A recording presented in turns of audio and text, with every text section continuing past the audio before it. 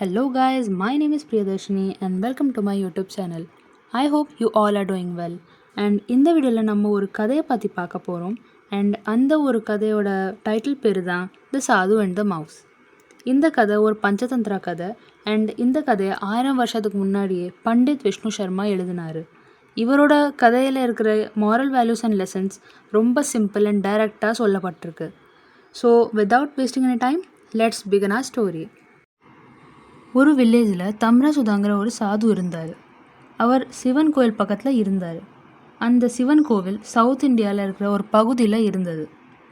அந்த சாது டெய்லி சிட்டிக்கு போய் பிச்சை எடுப்பார். அவர் ஈவினிங் மீலுக்கு அப்புறம் பாக்கி இருக்கிற சாப்பாடை அவர் பெக்கிங் பவுலில் வச்சுருவார். அந்த ரிமைனிங் ஃபுட்டை காலையில் வர்ற டெம்பிள் கிளீனர்ஸ்க்கு அவர் கொடுப்பாரு. ஒரு மவுஸ், அதாவது ஒரு எலி அண்ட் அதோட மற்ற ஃபாலோவர்ஸ் இந்த சாப்பாட்டில் தான் டிபெண்ட்டாக இருந்திருக்கு. அந்த எலி ஒரு ஹூக்கில் ஏறி அப்புறம் ஜம்ப் பண்ணி அப்புறம் அந்த ஃபுட்டை கீழே தட்டி விட்டு சாப்பிட்டுட்டு இருந்திருக்கு. ஒரு நாள் அந்த சாது தம்ராசுதா இந்த விஷயத்தை நோட்டீஸ் பண்ணார்.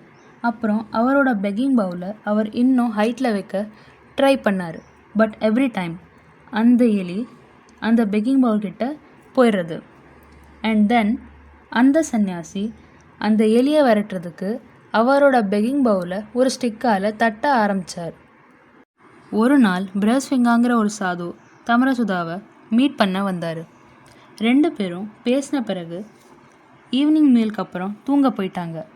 ஆனால் தம்ராசுதாவோட மைண்ட் அவரோட பெக்கிங் பவுல்லே இருந்திருக்கு. அவரோட பெக்கிங் பவுலை ஒரு ஸ்டிக்கால் தட்டி விட்டுக்கிட்டே இருந்தார்.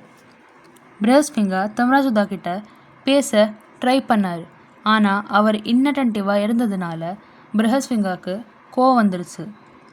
நீ இந்த மாதிரி என்னை அவமானப்படுத்துறதுக்கு நான் உனக்கு ஃப்ரெண்டு கிடையாது. நிறைய நாட்களுக்கு அப்புறம் ஒரு கெஸ்ட்டு வர்றாங்கன்னா அவங்கள ஹாஸ்பிட்டபிளி ட்ரீட் பண்ணணும், அதாவது அந்த கெஸ்ட்டை உபச்சாரம் பண்ணணும்னு பிரஹஸ்விங்கா சொன்னார். தம்ராசுதா பிரஹஸ்விங்கா கிட்ட ரிக்வெஸ்ட் பண்ணி அவங்களோட முழு மேட்டரை கேட்க சொன்னார். தம்ராசுதா பிரஹஸ்விங்காட்ட அவரோட ப்ராப்ளமை சொன்னார். ப்ராப்ளமை கேட்ட பிறகு பிரஹஸ்விங்கா தம்ராசுதா கிட்ட ஒரு கேள்வியை கேட்டார். தம்ராசுதா அந்த மவுஸோட ஹோலை கண்டுபிடிச்சாரான்னு பிரஹஸ்விங்கா கேட்டார். அதுக்கு பதிலாக தம்ராசுதா இல்லைங்கிற ரிப்ளையை கொடுத்தாரு. பிரஹஸ்விங்கா இப்போ ரொம்ப ஷுவராக இருந்தார். அந்த மவுஸ்க்கு ஸ்ட்ரென்த் கிடைக்குதுன்னா அதோட மவுஸ் ஹோலில் சேர்த்து வச்சுருந்த சாப்பாட்லேருந்து அதுக்கு கிடைக்கிது. அது பெக்கிங் பவுல்கிட்ட ஜம்ப் பண்ணுதுன்னா அதுக்கும் காரணம் அதோட மவுஸ் ஹோலில் சேர்த்து வச்சுருந்த சாப்பாடு தான். மதர் சாந்திலியோட கதையில் நடந்த மாதிரி ஒவ்வொரு செயல் நடக்குதுன்னா அதுக்கு ஒரு எக்ஸ்ப்ளனேஷன் கண்டிப்பாக உண்டு. இப்போது பிரஹஸ்விங்கா தம்ராசுதா கிட்ட மதர் சாந்திலியோட கதையை சொல்ல ஆரம்பிக்கிறார். ஒரு சிட்டியோட அவுட்டர் ஏரியாவில் ஒரு பிராமின் அண்ட் பிராமினி இருந்தாங்க. பிராமினியோட பேர் சாந்திலி.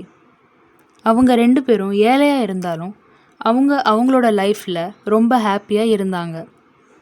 ஒரு நாள் அந்த பிராமின் அவங்க ஒய்ஃப் கிட்ட சொன்னாங்க, நாளைக்கு சங்கராந்தி, மீன்ஸ் நாளைக்கு பிச்சை எடுக்கிறதுக்கான ஃபேவரபிள் டே.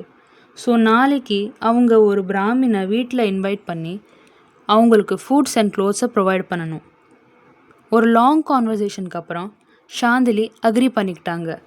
அவங்களோட ஹஸ்பண்ட்ட சொன்னாங்க, இந்த மாதிரி அவங்கள்ட்ட கொஞ்சம் சீசாம் சீட்ஸ், அதாவது எள்ளு இருக்குது, அந்த எள்ளை அவங்க கிரைண்ட் பண்ணி பிராமின்ஸ்க்கு கொடுத்துருவாங்க. மறுநாள் காலையில் சாந்திலியோட ஹஸ்பண்ட் சிட்டிக்கு போயிட்டாங்க. அவங்க ஹஸ்பண்ட் போனதுக்கப்புறம் சாந்திலி ஒரு சுடு தண்ணியில் அந்த எள்ளை போட்டு அதை சாஃப்ட் பண்ணாங்க.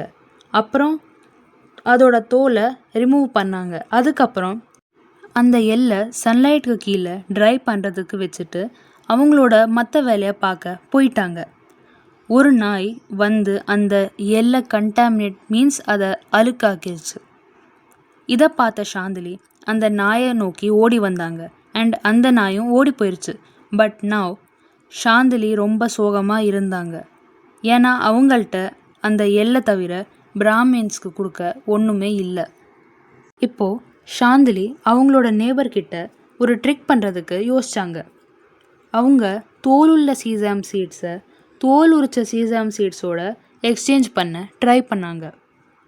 மதர் சாந்திலி அவங்களோட நேபர் வீட்டுக்கு அந்த ஹல்டு சீசாம் சீட்ஸ், அதாவது அந்த தோல் உரிச்ச சீசாம் சீட்ஸோட போனாங்க. அங்கே ஒரு லேடி கிட்ட அவங்கனால ஹல்டு சீசாம் சீட்ஸை அன்ஹல்டு சீசாம் சீட்ஸோட எக்ஸ்சேஞ்ச் பண்ண முடியுமான்னு கேள்வியை கேட்டாங்க. அந்த லேடி இதுக்கு அக்ரி பண்ணிட்டு அவங்க எக்ஸ்சேஞ்ச் பண்ண போகும்போது அந்த லேடியோட சன் அவங்க அம்மாவை ஸ்டாப் பண்ணுறாங்க.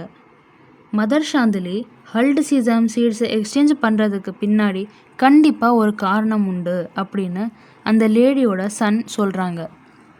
அந்த லேடியும் அவங்களோட பையன் பேச்சை கேட்டு இந்த எக்ஸ்சேஞ்சுக்கு டிஸ்அக்ரி பண்ணுறாங்க. மதர் சாந்திலி அவங்களோட எஃபர்ட்ஸை ஃபெயில் ஆகிறத பார்த்துட்டு அவங்க அந்த வீட்டை விட்டு வெளியில் வந்துடுறாங்க.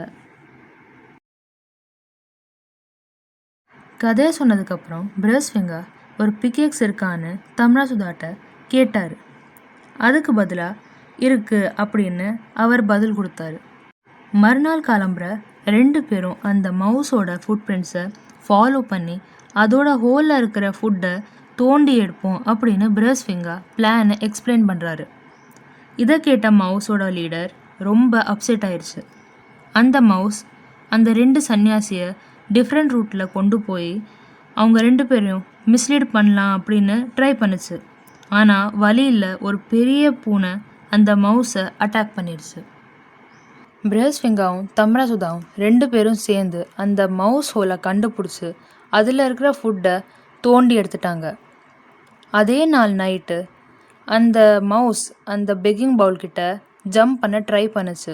ஆனால் அதுக்கிட்ட ஸ்ட்ரென்த் அதனால் ஏற முடியாமல் போச்சு. அந்த மவுஸோட நிலைமையை பார்த்து தம்ராசுதாவும் பிரஸ்ஃபிங்கரும் 2 பேரும் சேர்ந்து சிரித்தாங்க. அப்புறம் இந்த மவுஸோட ஃபாலோவர்ஸ் இந்த மவுஸை விட்டுட்டு ஒரு புது லீடரை சூஸ் பண்ணுச்சுங்க. ஆனால் தம்ராசுதாவோட பில்லோ கடையில் இருக்கிற மணி பேக்கை ரீகெயின் பண்ணணும் அப்படின்னு அந்த மவுஸ் டிசைட் பண்ணுச்சு. அந்த நைட்டு அந்த மவுஸ் அதை மெதுவாக இழுக்க ட்ரை பண்ணுச்சு. ஆனால் தம்ராசுதா தூக்கத்திலிருந்து எந்திரிச்சு அந்த மவுஸை ஒரு ஸ்டிக்கால் அடித்தார். அந்த மவுஸ்க்கு அடிபட்டுருச்சு, ஆனால் அது சாகலை. அப்புறம் அந்த மவுஸ் அந்த இடத்த விட்டு தப்பிச்சு போயிடுச்சு. ஒவ்வொரு செயலுக்கு பின்னாடி ஏதாவது ஒரு காரணம் கண்டிப்பாக இருக்கும். இதுதான் இந்த கதைக்கான moral lesson. So I hope நீங்கள் எல்லோரும் இந்த கதையை என்ஜாய் பண்ணியிருப்பீங்க. அண்ட் இந்த கதையிலேருந்து கண்டிப்பாக ஒரு வேல்யூபிளான லெசனை நீங்கள் லேர்ன் பண்ணியிருப்பீங்க. ஸோ தேங்க்ஸ் ஃபார் வாட்சிங் and don't forget to like, share and subscribe to my channel. Next வீடியோவில் சந்திப்போம். Till then take care every one.